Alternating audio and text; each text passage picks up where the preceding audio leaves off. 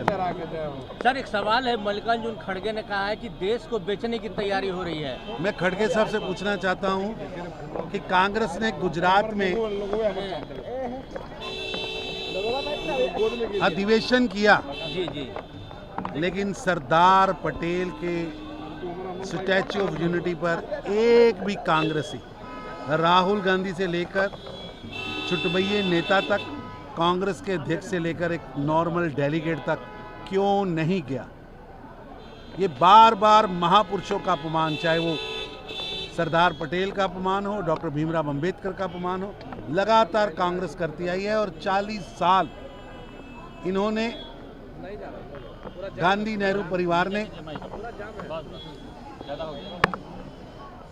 महापुरुषों के अपमान करने का ही दौर चलाया और 40 साल भारत रत्न नहीं लेने दिया।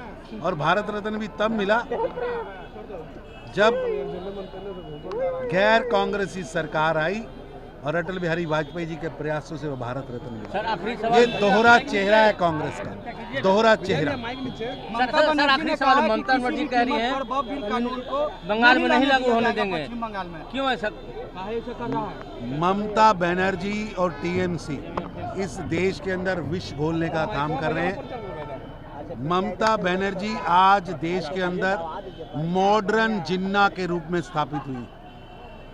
मॉडर्न जिन्ना की तरह वो समाज में विष घोलने का काम कर रही है।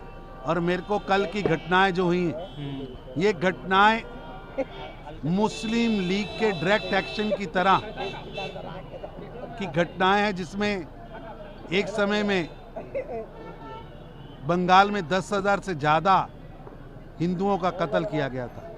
अब मुस्लिम लीग की भूमिका टीएमसी निभा रही है। टीएमसी के गुंडे लगातार डराने का, मारने का, भय पैदा करने का वातावरण ला रहे हैं। और आज देश के अंदर टीएमसी पार्टी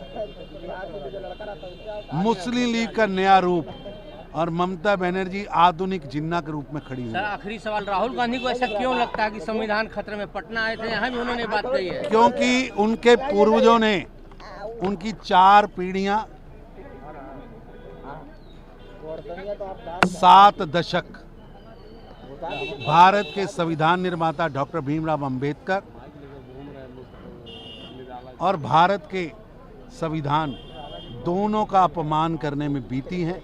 मैं उनसे पूछना चाहता हूं, कभी सच तो बताइए कि 50 के दशक में बनी काका कालेकर रिपोर्ट, जिसमें वंचितों को अधिकार की बात कही थी, किसने रोकी थी?